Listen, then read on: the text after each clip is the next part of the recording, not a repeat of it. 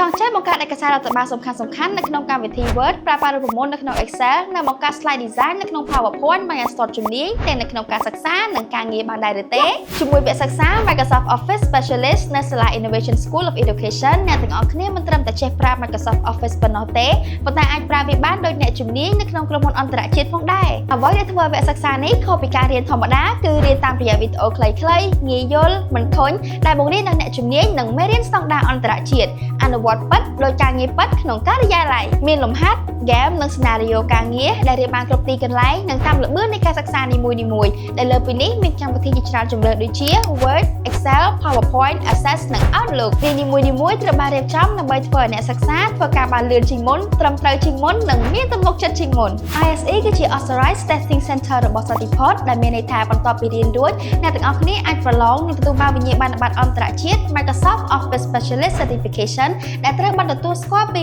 148ប្រទេសថាអ្នកជាអ្នកជំនាញនិងមានសមត្ថភាពពិតប្រាកដធ្វើការទំនាក់ទំនងមកសាលា Innovation School of Education ឥឡូវនេះសម្រាប់ព័ត៌មានលម្អិតអំពីវគ្គសិក្សាទទួលបានជំនាញដែលប្រើបានពិតវិញ្ញាបនបត្រអន្តរជាតិនិងអនាគតឈានមុខគេជាមួយ ISE Get certified, get ahead